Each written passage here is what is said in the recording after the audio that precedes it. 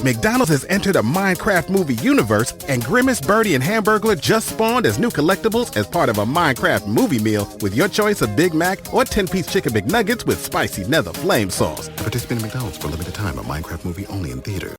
What's up, y'all? It's your boy David with Black Wealth Renaissance, and I'm here today to tell you guys about Anchor.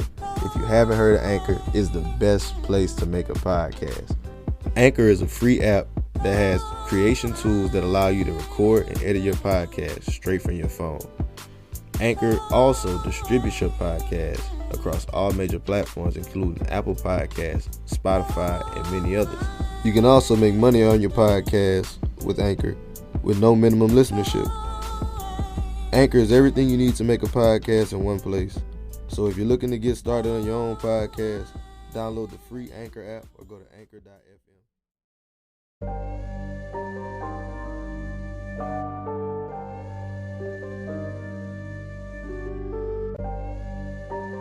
know the rules of the game. Yeah. When you know the rules of the game, I don't care what color. Can you make me 100 million? Let's talk money. Can you make me that? If you can't make me that, I don't want to talk to you. You shouldn't even be at this table. Hey, I got money on my mind. I'm just trying to get some dough. I ain't picking up my line unless it's money on the phone. Gotta get it on the daily. All I want is dubs. You know what I'm on. I've been chasing after paper. All I know is run money marathon. Do 5 years of this and be a millionaire and go on do what I want to do, have kids, go live my chip and joy in the games life out here in Texas, or struggle for the next 10 years. The choice is yours. What's up, guys? Welcome to the Black Wealth Renaissance Podcast. Our goal of this podcast is to normalize black wealth and share helpful resources and tips we believe will be useful in attaining and maintaining generational wealth.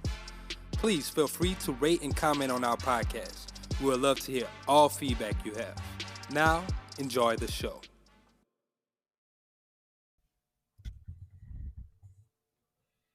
Welcome to another episode of the Black Wealth Renaissance Podcast. It's your boy Jalen here, checking in 1/4 of the BWR crew. The rest of the crew, they kind of running a little bit late, but they're going to join in and check in throughout the podcast. We got a very special podcast, man. We've been trying to catch up with this brother for a little minute. He's a true hustler out here. He's a Chicago native. He got the name Infamous CPA. You don't get a name like that just for being no slouch. So I definitely want to welcome my brother Brian Robertson onto the show. Welcome, my brother. Man, I appreciate y'all having me. Man, it's super dope to see y'all progress, man. So, no, I'm definitely looking forward to this conversation and seeing what value we can add to your audience. So, thanks again for having me. Hey, bro, we appreciate it, man. And we're just gonna get right into it. The way we start off, we just get our guests to give their backstory. So, what was it like for you growing up in Chicago? How'd you become the infamous CPA? And then we'll get into some of the other awesome things that you're doing, man. Okay, cool. So my story started in Harvey, Illinois. So I was born in the south suburbs of Chicago. My story is similar to a lot of people in our little, I guess, money Twitter or whatever, where essentially I grew up in a low income family. Mom and dad were divorced around 8th grade. I really struggled a lot growing up with self-confidence, as well as really just being shy in terms of, communicating and so on and so forth, and taking risk and growth and et cetera, et cetera. I can go on and on. But the turning point for me was really my freshman year of college, because so I graduated high school, and during my high school graduation, I was seeing people basically graduate ahead of me in my class, and it kind of pissed me off because I knew that they weren't necessarily, smarter than me or anything like that. It was more so I let them outwork me because I didn't really care in terms of school. When I was in high school, I just maintained my little 3.0 or 3.2 or whatever, and then I was cool. I was just cool with that. I was satisfied. So that kind of lit a fire under me. So going into my freshman year of college, I really went in with the mindset that, I have certain skills right now. I want to build upon those. Then I'm going to shore up my weaknesses. So I started to go all in on my personal development, reading different books, trying different things that would take me outside of my comfort zone so I can facilitate that growth personally and professionally as well. And and from there joined a ton of organizations on campus. But that was just the personal development side. I kind of just took off from there in terms of, becoming a better leader, becoming a better communicator, and so on and so forth. But then on the, I guess, money or wealth side, during college, I was super not financially literate. I ran up credit card debt. I had a lot of issues with my credit. My credit score probably after the time I graduated is about 580. Had collections, late payments, so on and so forth. So I kind of took the same approach that I did when I graduated high school, when I went all in on my professional or personal development. This time I went all in on my financial literacy. So I started reading a ton of books about money. And that's kind of how the infamous CPA came about, because I was already a CPA. But even going to school for accounting, you don't get knowledge of personal finance. Like, that's Nah. something that they don't teach. They basically prep you to go work for a corporation. So you don't get that personal side of it that you really need. So that's why I always recommend, getting a college degree is cool as well, but that self-education piece, that can take you so much further. But when you combine those two, it's a definitely powerful dynamic if you do it right. You choose the right discipline. So essentially, I climbed out of credit card debt, paid off about 7K in credit card debt, and then I taught myself basically how to repair credit. That kind of birthed my credit repair company, the 700 Circle. So I restored my own credit, and then I just started helping out a ton of my friends. And I'm like, okay, my ultimate goal was, to help as many people as possible, because I really feel like that's my calling. Um, and then I always been a fan of numbers. Like, even when I was little, my dad used to make me compete against my other siblings. And they were all older since I was the youngest. So we would always compete in terms of, multiplication, times tables, et cetera, et cetera. And I'll always be the youngest, killing my older brother and sister. So I just fell in love with numbers from there. So it was a natural switch from, being a CPA to basically studying personal finance and investing and so on and so forth. So now I have a rental car company where we have about 16 or 17 cars. We actually just bought another one yesterday, so I'm starting to lose count. And then, like I mentioned earlier, I have the 700 Circle, my credit repair company. I also have a course on how to get started in the rental car industry to make passive income. I invest in real estate as well. I house hacked my first property out in Chicago, and I'm still house hacking right now. Um, and I also have an investment club for real estate. So I don't know if I'm missing everything, but the long story made somewhat short. I told y'all this man is a hustler. He is out here getting it, bro. And just in that story, man, there's a few things I would like to dissect and really just Okay. go back and touch on. And like you said, your high school average was a 3.0, 3.2. Like, that's not a good, well, I'm not gonna say a good, but most people who feel like they're slouches, they don't have no 3.0 or no 3.2. Most people might be in like a 2.5 or something like that. Yeah. So it's really motivating that you're like, I'm not average, but man, I see everybody else outworking me, and that lit a fire under you to say, you know what, I need to really get my personal development intact. So what was some of those books that you read on your journey through your personal development? Man, so one was called I fell in love with kind of John Maxwell books. So he writes a lot about leadership and personal development. And they're like quick, they're to the point, and they definitely add a ton of value. So one was called Attitude 101. It basically speaks on having simply a great attitude, and how that can help, facilitate your growth, foster your development, and ultimately help you reach your goals. And then another one was called How Successful People Think. I think that was a John Maxwell book as well. And that was a really great book as well. So it basically, went into all the differences of basically a poor or a poverty mindset versus a wealthy mindset, and how you can, make that switch. Because I really feel like, your mindset is kind of the number one thing holding a lot of people back. Some people might say, oh, it's racism, oh, it's capitalism, et cetera, et cetera. But it's really what you believe, because people really understate the power of your mind. Like, if you really if you believe something, you know, that's really the first step to achieving it. As cliche as it may sound, but if you really, you know, sit back and think about it, you hear that in so many different religions. You hear that, you know, in so many different fables, et cetera, et cetera. And we've been hearing this from, you know, the beginning of time. So when you think of it like that, like it has to have some merit to it. So when you know, actually take that step and start believing and put action behind that belief, you can go so much further. So I always say, you know, focus on your mindset, focus on your personal development.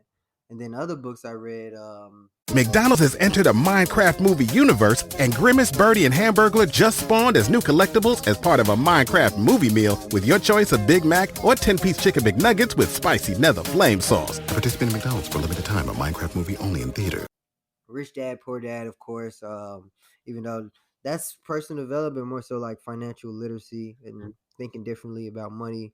I read what's that book called? It's like Why Should White Guys Have All the Fun? That's a great book that I highly recommend.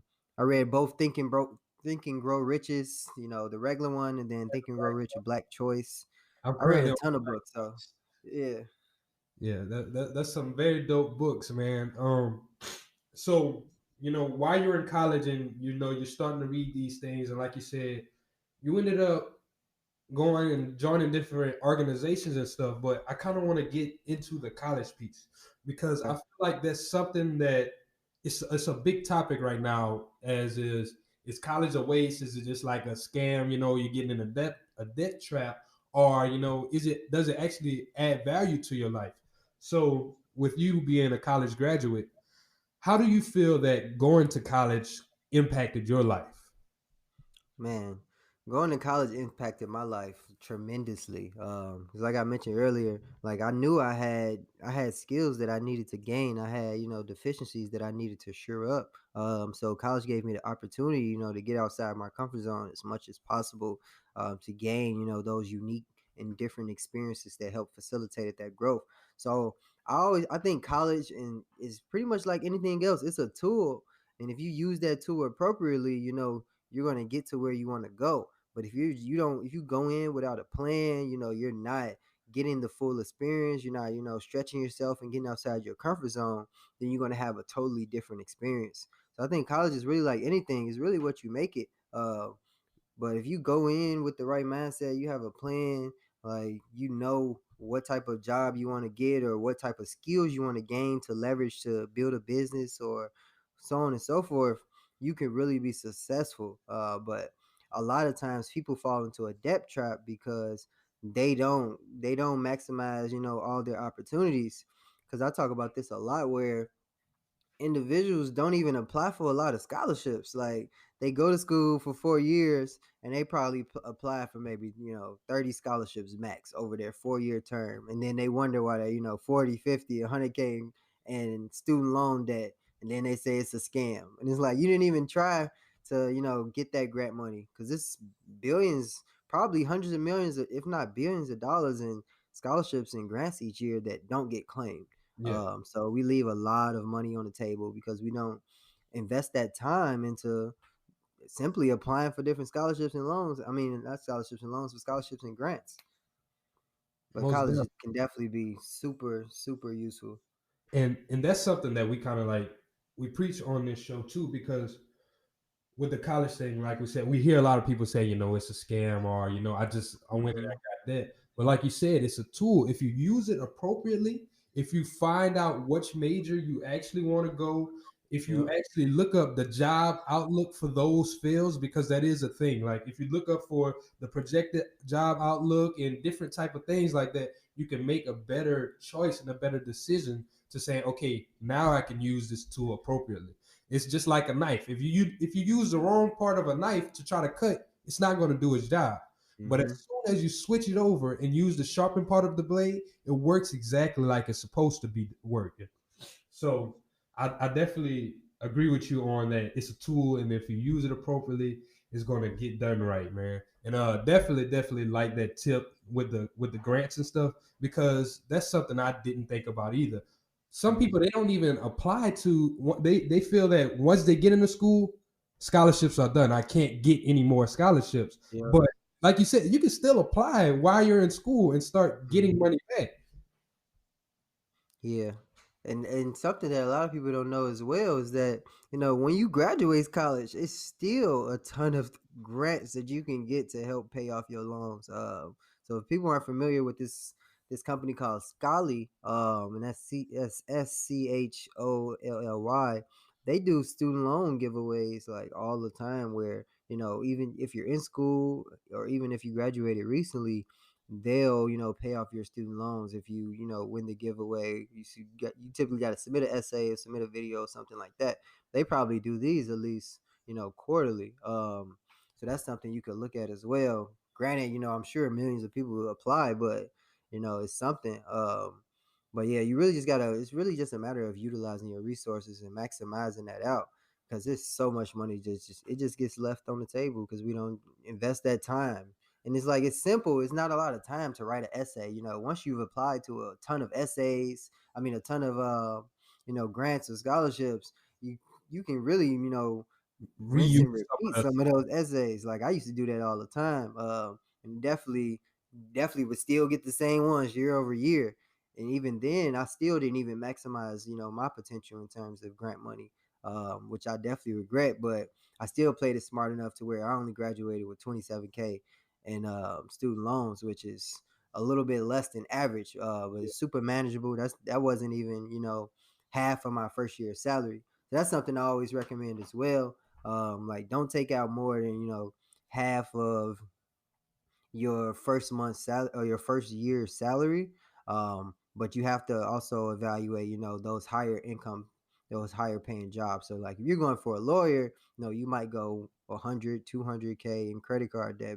I mean, not credit card, but student loan debt. But at the end of the day, your income potential is so much higher than, let's say, an accounting job or something like that when you're going into that same amount of debt. So you also got to weigh that as well. I like that. So if y'all listening, if you're currently in school and things like that, definitely take some of these things into account. Go check out Scholarly. My brother just gave y'all some free game on how you can start getting some student loan help, and definitely just start applying for more grants and stuff. Yep. And I'm glad that you mentioned the credit card thing, because that was the next section I wanted to move into. So, you're a fresh graduate, Mm-hmm. and you get out and you look at all of this credit card debt. What is the first thing that goes through your mind? You like, whenever you see your credit score and you really realize what you've truly done. Yeah. I mean, honestly, the first thing I thought to myself, I was like, man, I'm BSing.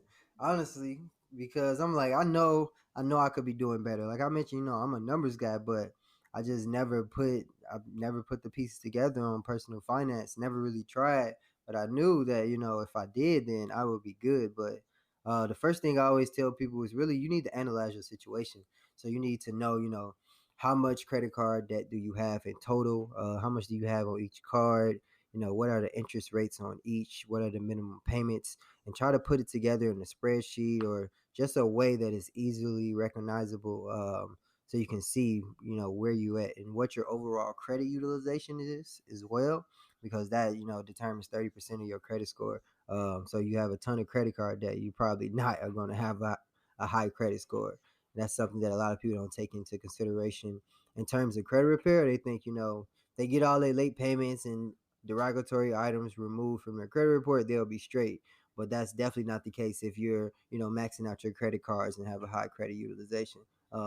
So basically, after you have all that information in terms of, your total credit card debt amount, the interest rates, minimum payments, et cetera, then you need to select, what strategy you're going to use to pay those off. So you can use the snowball method where, you're basically lining them up from lowest balance to highest balance and paying them off like that from lowest to highest. That's a way for people who, they need that gratification. They can't really delay it. They want to see those wins up front. That's a way for them to, stay motivated during their process, because, you're starting low and then building up as you go. Or you can use another method where you pay the highest interest rate first. So this is typically going to save you the most money on interest, but this approach can delay your progress a little bit. So you got to be really disciplined if you go that route. But that's the route that'll save you, the most money.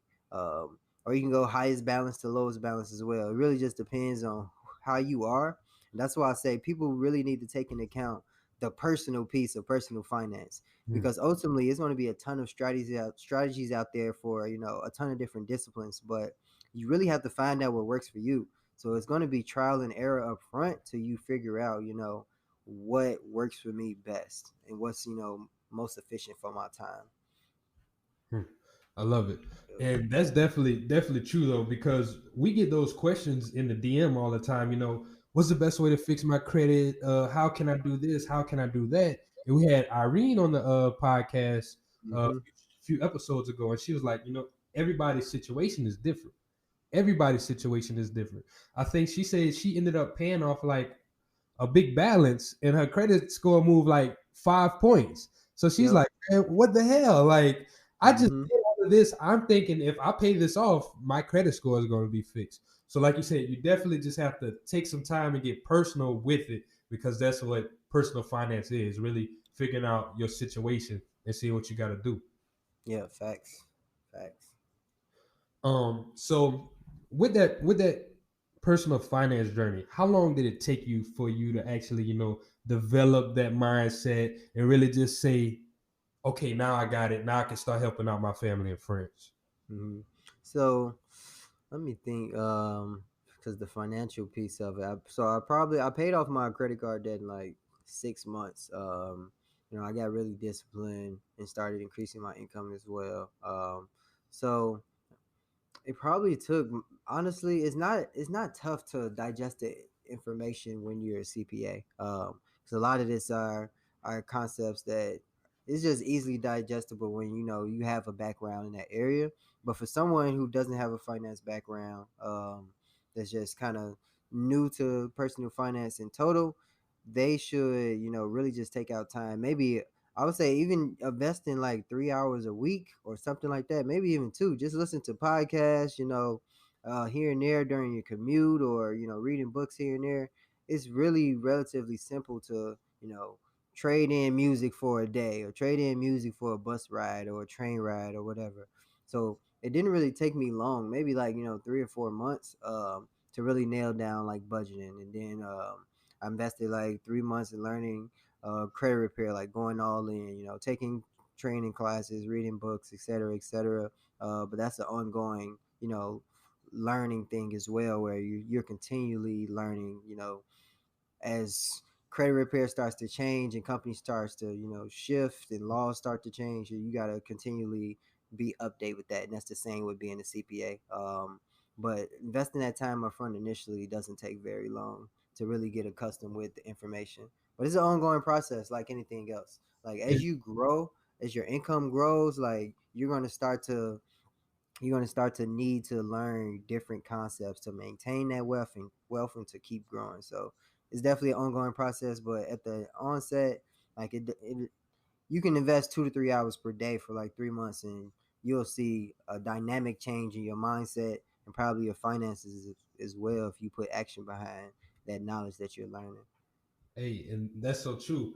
And I see a lot of people in our community, they just have so much trouble with that, because a lot of the underlying things you're telling me is, hey, I invested some time up front with your essays and you're getting them scholarships. I invested the time up front, but on the back end, I was able to reuse, probably just had to tweak it a little bit to fit what you're talking about. But after you put that initial work in up front, you're able to come back and really not work as hard. You're able to say, okay, now I got these tools in my arsenal. I could just start pulling them out, and I can really start saying, okay, I'm glad that I invested this 6 months into doing this. So I'm glad that I invested this 2 hours for this week writing this essay. Now I can use it, and it's going to save me so much more time on top. And I just see that problem so much in our community. I was actually just talking to my sister the other day, and she got her tax refund, and I'm trying to tell her, hey, start investing in these assets. I'm trying to show her how to use Prosper, how to use Stash and different things, just so she can start on her investment journey. And she's like, but I don't know how long it's gonna take me to get my money back. I think I'm gonna just go tint my windows on my car, whatever. I'm like, bro, you bullshitting. You are bullshitting so much. And then it's just like she look at me, she's like, okay, I took time to invest in myself. Last year around my birthday, I canceled my Apple Music. I canceled so much shit. And like you said, I just traded all of that time in for me actually listening to books, getting on the podcast, tip and everything. And now I'm starting to get reaping some of those benefits. And they're like, hey, how are you doing that? I told you guys, I gave you guys a game, but you don't want to listen and you don't want to take that delayed gratification. So since you are like a numbers guy and growing up, how did you just get to that finance side of things though? Like how did you get drawn to the CPA like? So it was really, you mean just becoming a CPA or? Well, like even just choosing that major because Okay. some people, especially in our community, some people they'll be like, okay, I like numbers, I might go get a math degree or I'll go become an engineer. We don't really, I don't see as many of our people saying, okay, I'm gonna become an accountant. Right. Okay. Yeah. Yeah. So it really started in high school. So my algebra teacher, I think it was my sophomore or junior year of high school. It might have been junior year, where he one day in class asked us, like, if you guys are thinking about college, or even if you're not, if you did go, what would you major in? And this girl who we used to compete in terms, who can get the highest grade. We both love math, right? We used to compete. She said accounting. And at the time, I had no idea. So when she said accounting, I'm like, okay, we both, we love math. We both numbers people. So it might be some merit to this accounting thing. So I literally just went home, you know, I Googled it, what it was, what I'll be doing. I went on Glassdoor and I did some research in terms of the job outlook. And I'm like, damn, if I become an accountant, you know, I'm always going to have a job. That was my first reaction. I'm like, okay, that's perfect. The income is decent, and I get to do what I want to do, which is work with numbers. And then I also looked at it from the aspect where accounting is really the language of business. So if I wanted to have my own business and dabble in entrepreneurship, I'll be able to talk that talk, and I'll be able to do my own numbers. And then from a tax standpoint, I'll be able to find loopholes to reduce my tax liability as well, and bring that back to my community. As I mentioned earlier, I always felt that my passion and my purpose on this earth is really to help others. And now I found my lane that is to help them really personally and professionally and financially as well. So I'm like, being a CPA was like the perfect thing for me to do, just to bring that financial literacy back to my community. So it was aligned pretty much with everything else, but it started all because somebody else mentioned accounting. So I'm definitely thankful for her, which is crazy because I haven't seen that girl since high school, and she don't even know probably how big of an impact that one little comment she made has had on my life and transpired into everything that I'm doing today. Hey, shout out to her, man. Hey, real dope. I love it. And I'm glad we got into how you became a CPA. Now, next part, we're gonna go into how you really started ramping up and started creating these businesses that you just been killing it with, these courses and everything. So we're about to get into that. All right. So now that we got your background story, we're gonna go into your first venture. Your first venture was the cars. Yep. How would you really learn about that? I'm not even gonna say finesse. How'd you learn about that business, and how'd you? I think the business of finesse, bro. I ain't gonna lie. Nah, so one of my CPA buddies, he used to do it. So he was doing it for a while. He told me, it's super profitable, and I kind of shrugged it off. And then one day I decided I was gonna do it. I'm like, all right, I'm gonna try it out. And then as I was finna list my car on this platform, um, my sister's car went out. So my mom kind of convinced me to rent it to her. So what I did was I rented it out to my sister. Then everything was going well. And then she decided to get a DUI and crash my shit. So that's how that turned out. And then at the time, I was searching for my crib. So I'm like, damn, I had to use some of my down payment money or some of my emergency fund or reserves to finance finance the repairs for the car. So I'm like, okay, I need to recoup this as quick as possible so I can get back to buying a house, so on and so forth. So I paid for the car repairs, and then I went with what I should have did in the first place. I put the vehicle on the platform after I got my Uber and Lyft inspection. And the platform I'm referencing is Hire Car. A lot of people do Turo as well, but I use Hire Car because in my market, and because of the nature of Hire Car's business model, they typically have higher demand.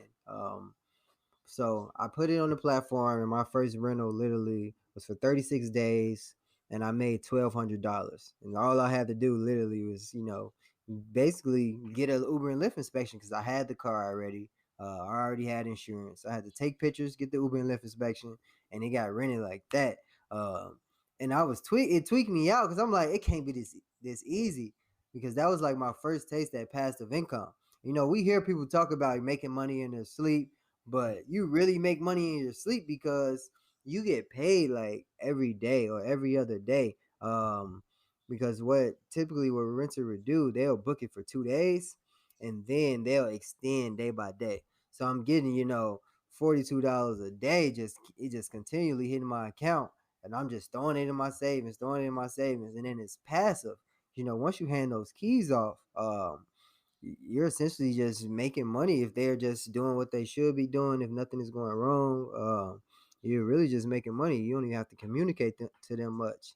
And then in terms of maintenance, The NBA playoffs are here, and I'm getting my bets in on FanDuel. Talk to me, Chuck GPT. What do you know? All sorts of interesting stuff, even Charles Barkley's greatest fear. Hey, nobody needs to know that. New customers bet $5 and get $250 in bonus bets if you win. FanDuel, America's #1 sportsbook.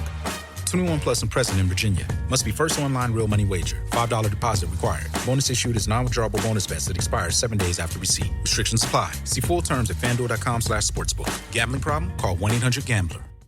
You just pretty much have them do it and then send you a picture of the receipt. You pay them and y'all just go upon your day. So I don't even invest a lot of time each month in running the business. And now that I have a team around me, I got some strategic partnerships where we just formed one big company and we just leverage all one another's talents. So we all have different positions. And now I'm just over the accountant.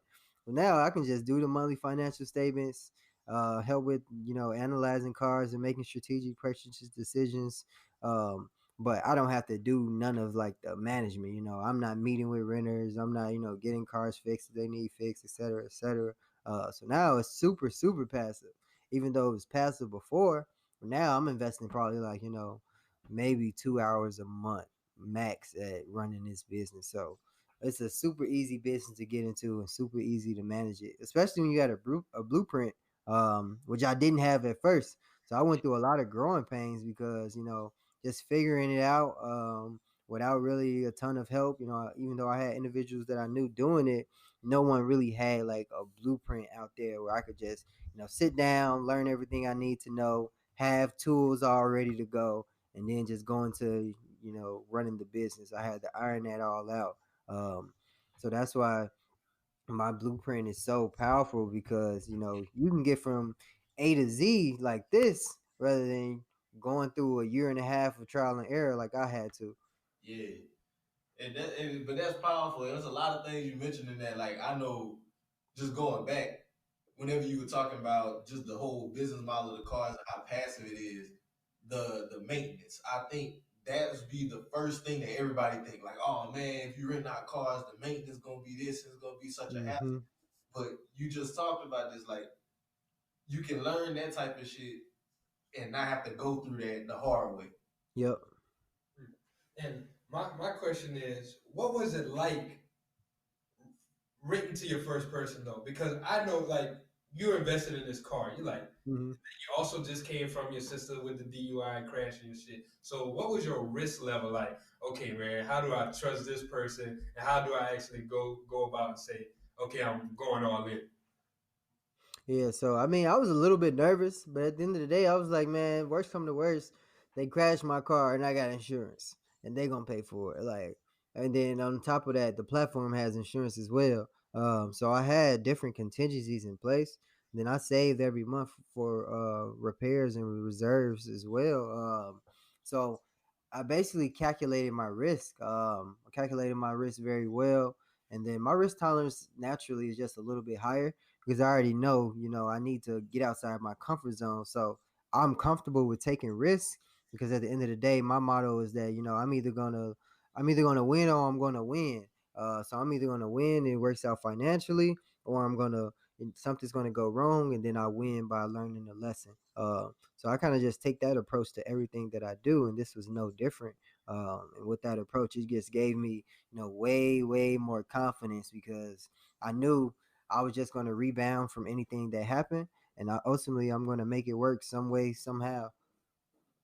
Yeah, I love it. And there's one. It kind of leads to a question I kind of want to ask. So, like, how does that, like, you always got that persistence with, like, it's gonna work out. So how does that relate to you getting creative with buying these cars? Because I know you mentioned how you pulled from here and there to finance the repairs. So I know you probably did some trickery, some magic with the financing too. Yeah, so I mean, it's really just it really comes down to like that personal development and that mindset piece. Like I mentioned, earlier in the interview. So you got to have the mindset of a problem solver. Because it's really that's really all really life is like, or that's all really problems are. They're just opportunities to solve a problem. And that's how you got to look at it. So when I didn't have the money, or I was looking to buy a house and I couldn't really put anything on my credit, I really just had to ask myself, okay, I want to buy another car. How can I make this happen? And then that forces my mind to get creative and think different ways to finance the vehicle, whether it's by a credit card, whether it's getting a business line of credit, whether that's partnering with another individual and leveraging their credit and having them purchase a car, et cetera, et cetera. It's really just a matter of me trying to figure it out. Like that's all it really came down to, like getting creative, just really just figuring it out.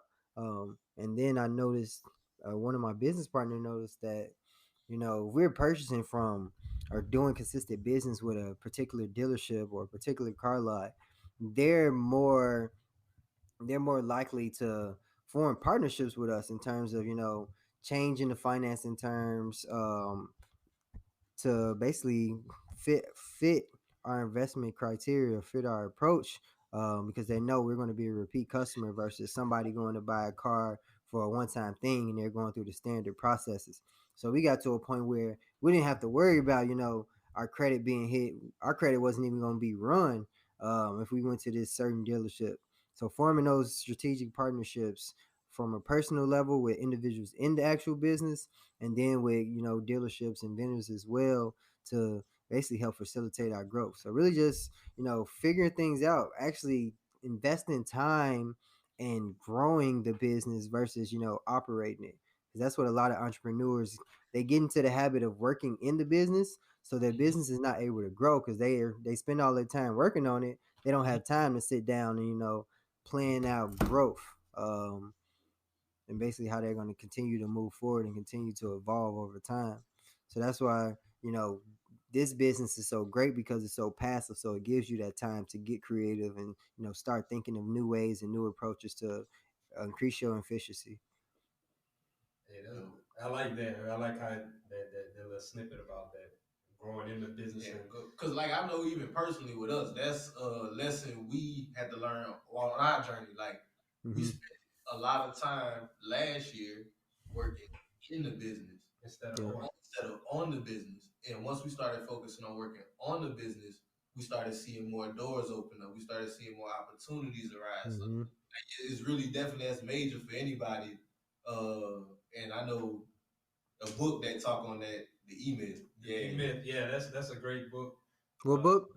The E-Myth Revisited. Oh yeah, I heard of it. I haven't read it yet. I'm gonna have to check it out. Check it out, man. You gotta check it out. It's a real good book, especially if you're a business owner out there and you're having those growing pain and those growing struggles.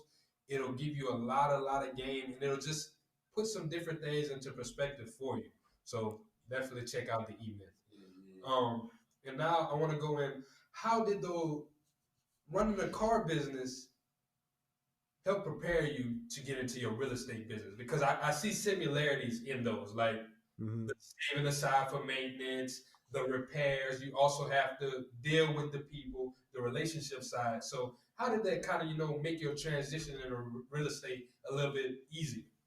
Yeah, it definitely made it easy because doing rental cars, that was like my second business, but the first was like an internship in college where I was running my own exterior painting company. But that helped prepare so much. It helped prepare from an analysis standpoint because I had to analyze these vehicles to make sure it was meeting my criteria for how much cash flow I wanted per month, et cetera, et cetera. So it helped me in that front from an analysis standpoint because I'm like, okay, if I have specific criteria to what vehicles I want and what cash flow I want, I should do the same with real estate. So now when I'm looking at properties, I know what's a deal that fits my investment criteria versus, trying to do it on the fly.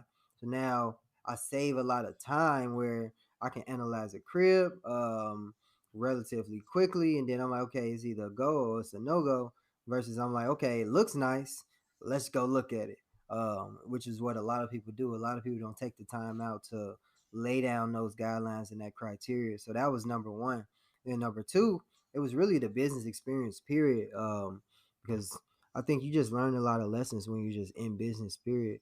So just learning, how to work with people, how to make sure that you're getting good deals, how to make sure that people you're working with in terms of fixing the cars or working with contractors or subcontractors, like you learn how to work with people, you learn how to look out for those bad signs of, a bad contractor or a bad vendor, et cetera, et cetera. So it helped me a ton in terms of real estate, definitely. So I would definitely encourage everyone to pay attention to what they're actually doing, even if it's at work, even if it's a side hustle. Pay attention to the skills that you're developing because they're typically going to be translatable to other different areas of your life or other different businesses as well. That's so So true. you definitely want to pay attention to that, and that just comes with reflection, which a lot of people don't do. So always make sure to reflect at least a couple times a week. And recently, I picked up that Hustle Journal. I don't know if y'all familiar with it, but if you follow them on Instagram, I think their name is just the Hustle Journal. So it's this really dope journal where it allows you to, you got affirmations at the beginning of the day. You can put your task list in there, and then you can also reflect. It's a section to reflect day by day as well. So that forces me to really sit down and think about how my day went, what went well, what went wrong, what lessons did I learn, and kind of go from there. So if you're reflecting, like if you're doing that, that plays into like that personal development piece as well, and that just helps you prepare yourself a little bit further than everybody else because people don't really reflect.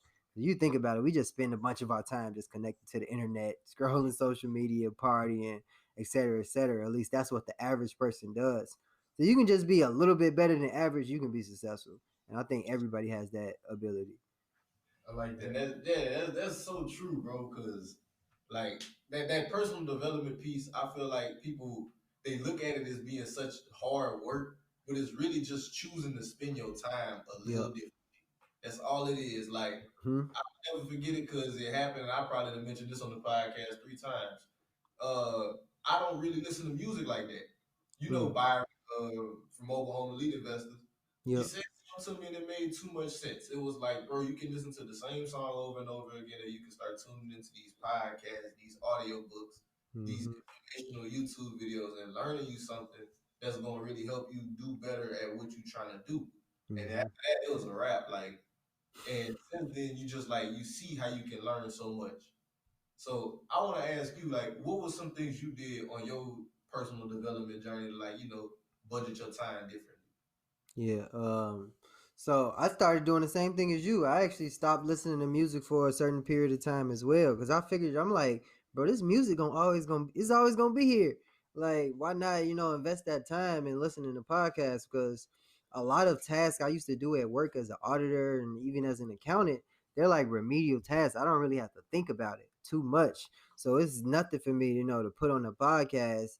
And even if I'm not fully tuned in, my subconscious is hearing, these messages and they're pulling that information in.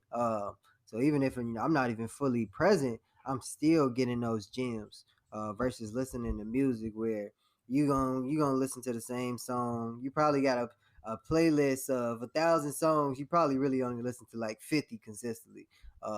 So why not just invest that time? And you don't even have to be every day. Like if you want to dip and dabble here and there, that's cool too. Just do something. Like just take action some way, sometime. But in terms of budgeting my time, I'm really big on calendars.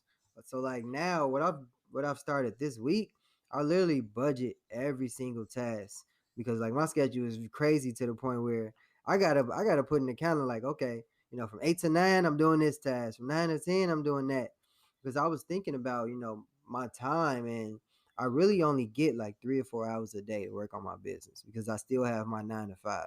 So my schedule is something like um I'm up at like 7:30. I'm out the house by like 8:10 to get on the bus. I typically leverage my bus time to either work on something because I'm on the bus for like an hour, work on something, get some reading in, listen to a podcast or something, and then I'm off work by 6, and then I'm getting home at 7. So now I'm eating for at least like 30 minutes, or maybe I might cook. So now I'm at 8. Then I need to be asleep by noon to get at least 7 hours of sleep. So I only have, about 3 to 4 hours to actually, work every night. So I'm like, okay, I can't use that time to be stagnant, procrastinating, et cetera, et cetera. I really got to maximize that time. So I just work in like, 30 minutes to an hour increments now. And I just put it all in my calendar. Like, okay, I'm working on this income statement from 8 to 9. I'm working on this from 9 to 10, et cetera, et cetera.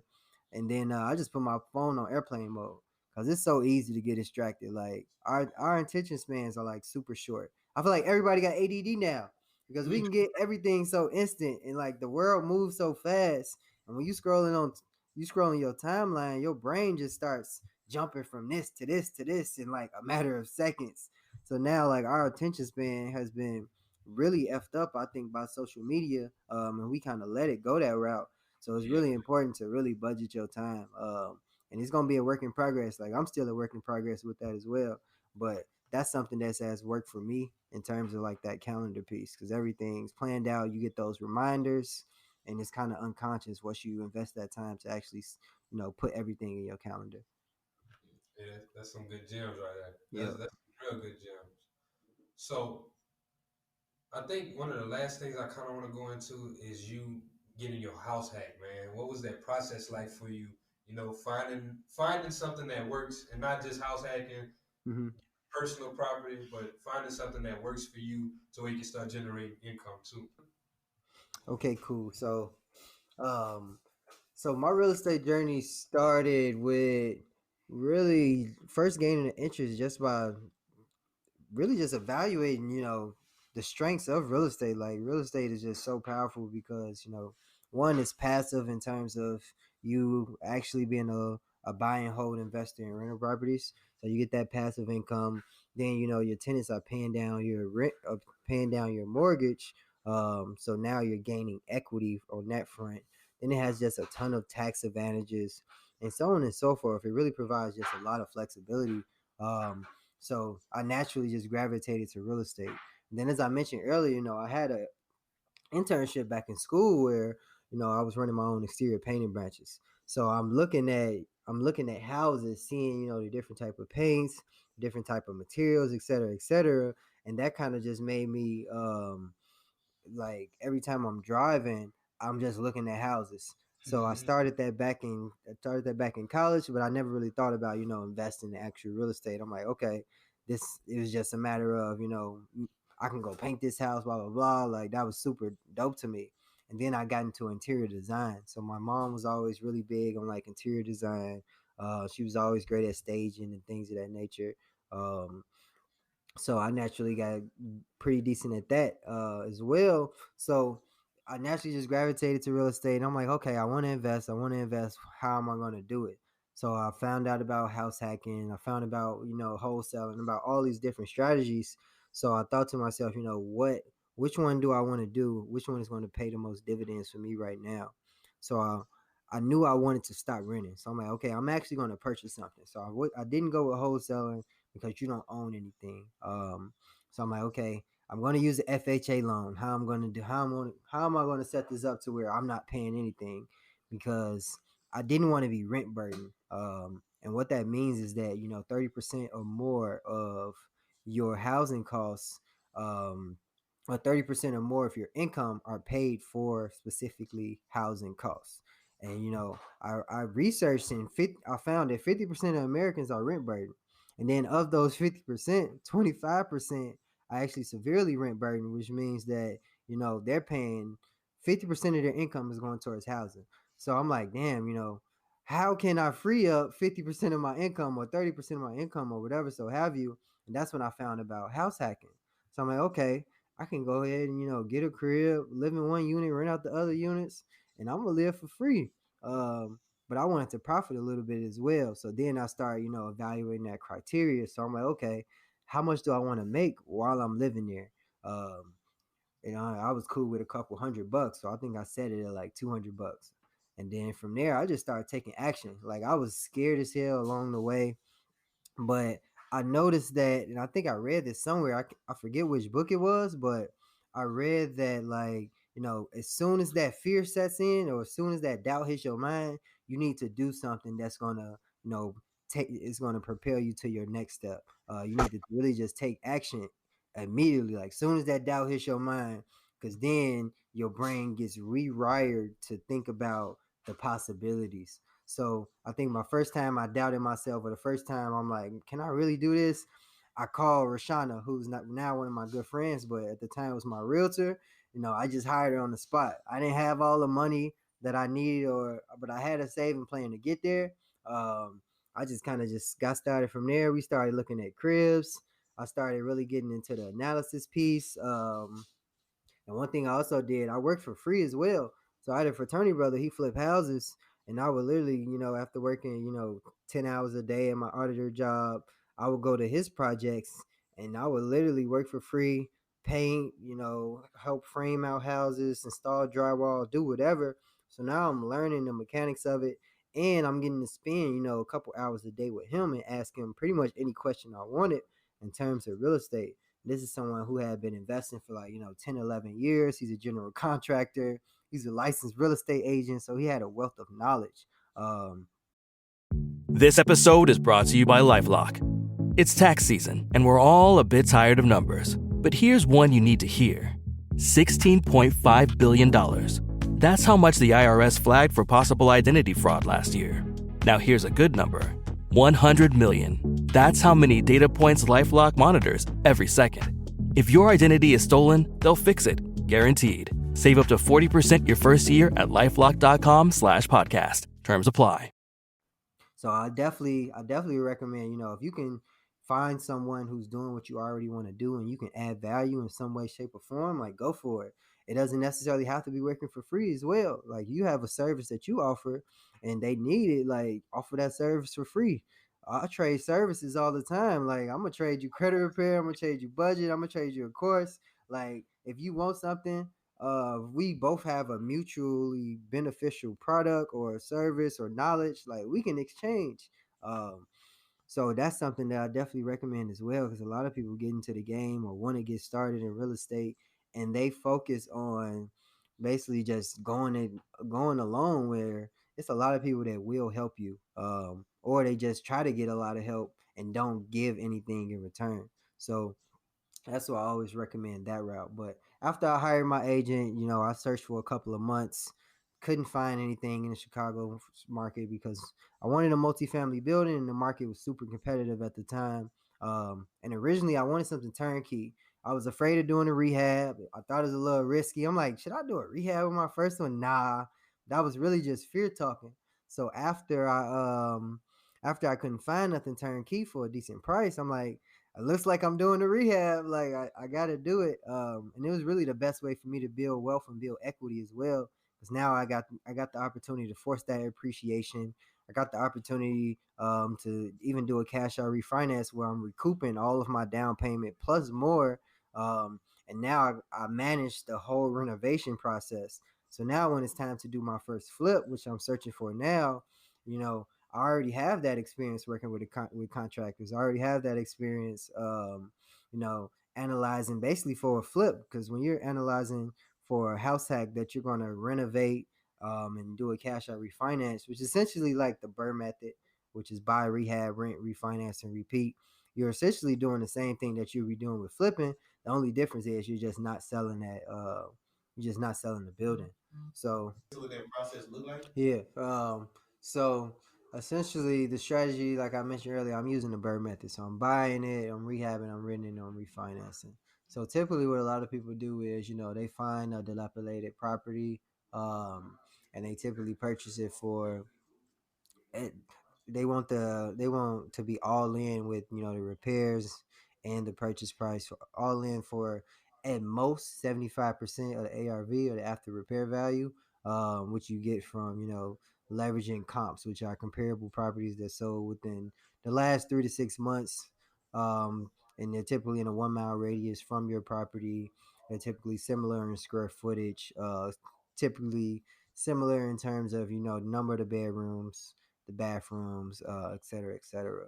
So, after you renovate it, you go to a bank and say, hey, I want to refinance, and I want to do a cash out refinance. So if you buy it right, you can depending on the bank, you can get, I think, anywhere from 80 to 85%, or they'll finance up to 80 to 85% of the value of your crib.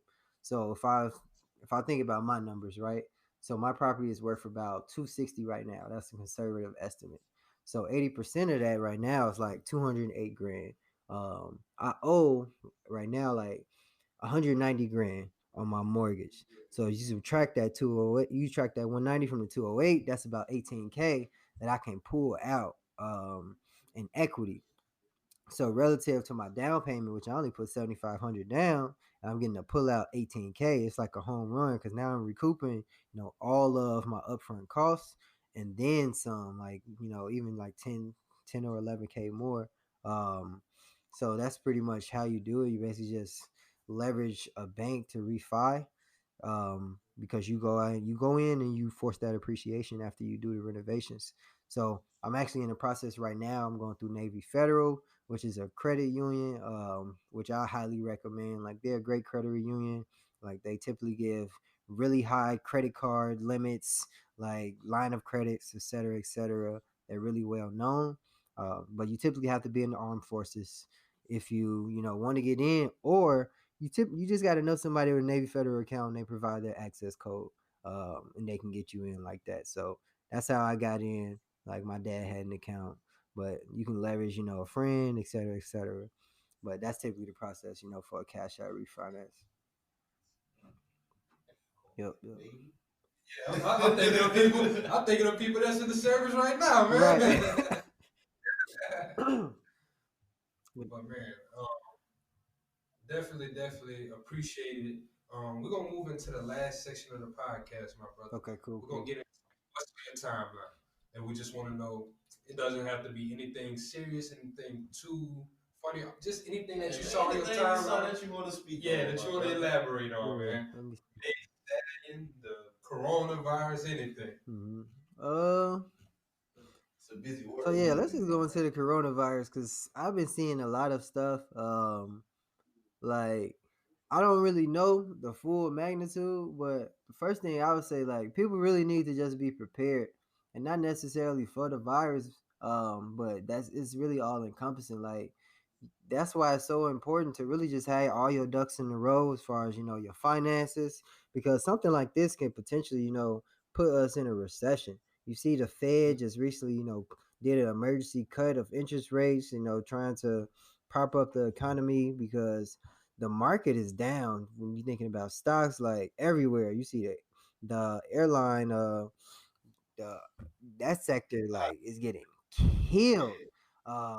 In times like this, it's a great opportunity to buy as well, because everything is down, and ultimately, once this virus get tamed, we have vaccine now, everything goes back to normal. That particular sector, and a lot of these sectors that rely on manufacturing out of China, that stock has plummeted, they're gonna go right back up, and a lot of people gonna make money off of this.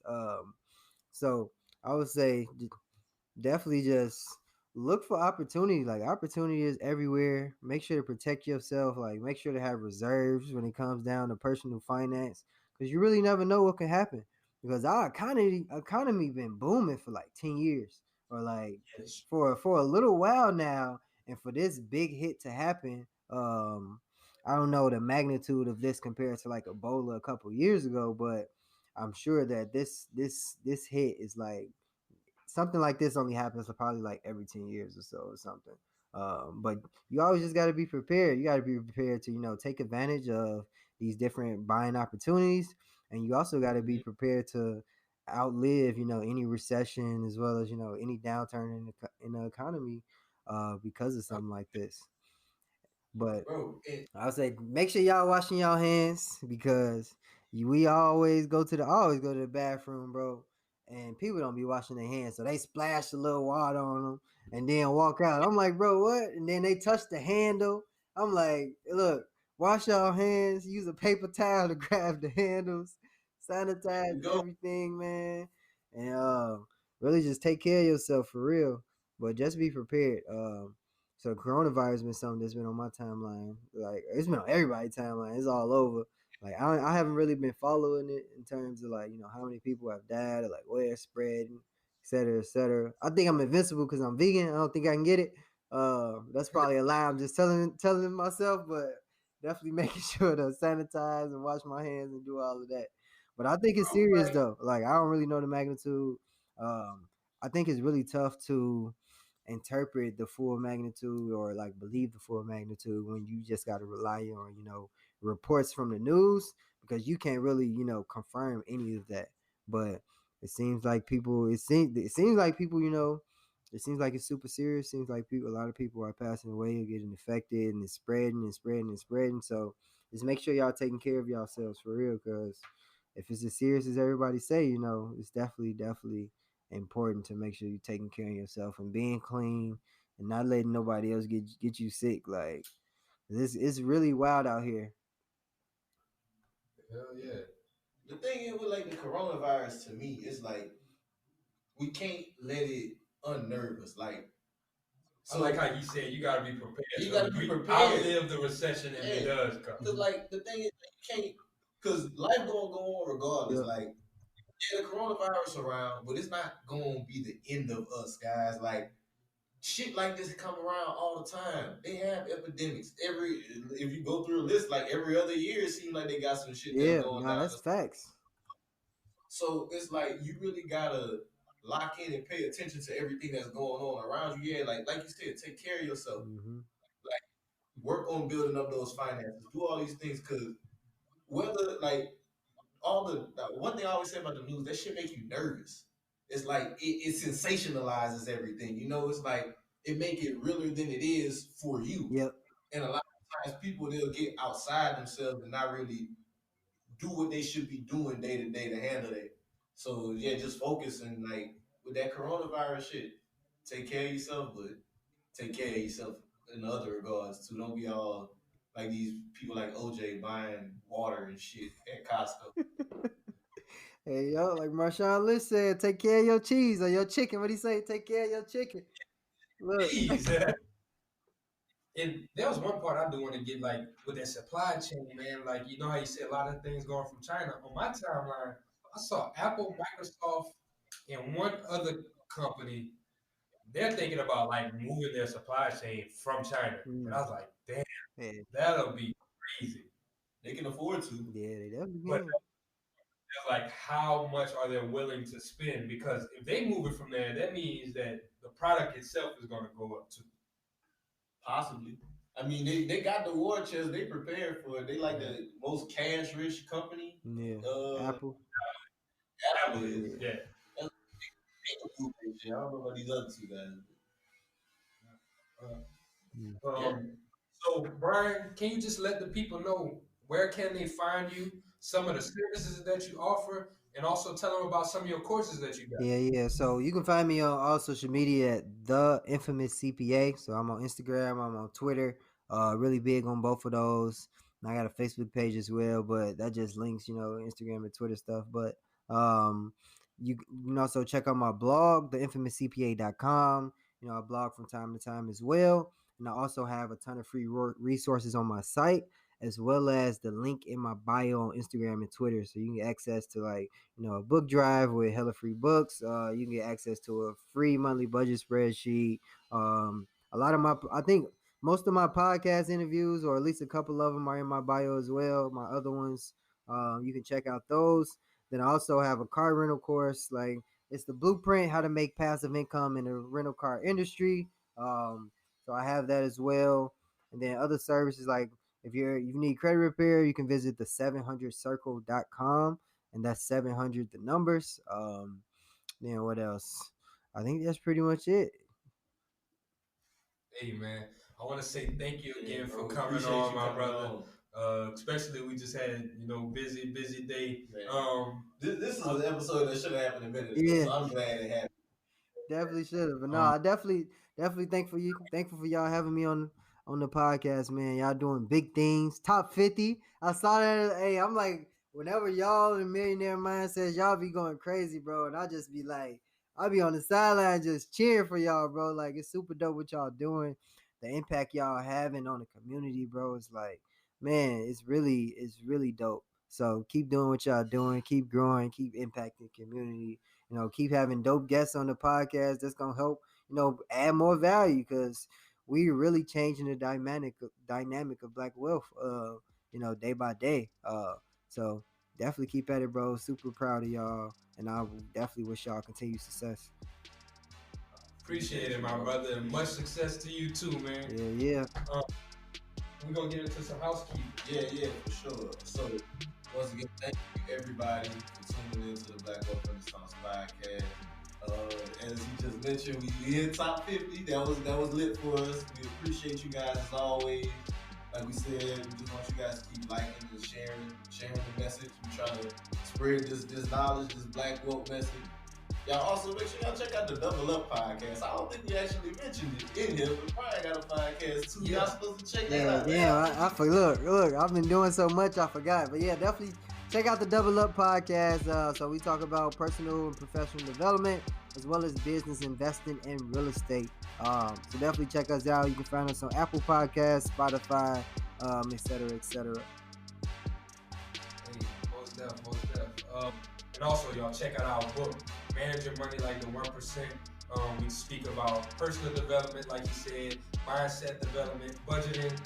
We give you a few tips, like he talked about the snowball method, the avalanche method, on how to start paying down your debt. And we give away some investment advice. It's not like super detailed investment advice. It's really how to find. To classify it as investment advice. We give you education on investment. Yeah. That's what we're giving. Education on investment. Because we're not telling you where to invest. We're just telling you different things of how you can invest and how to get started in some of those areas. So, with that said, this is Black Wealth Renaissance signing out. I got money on my mind, I'm just trying to get some dough. I ain't picking up my line unless it's money on the phone. Gotta get it on the daily, all I want is dubs, you know what I'm on. I've been chasing after paper, all I know is run money marathons. I got money on my mind, I'm just trying to get some dough.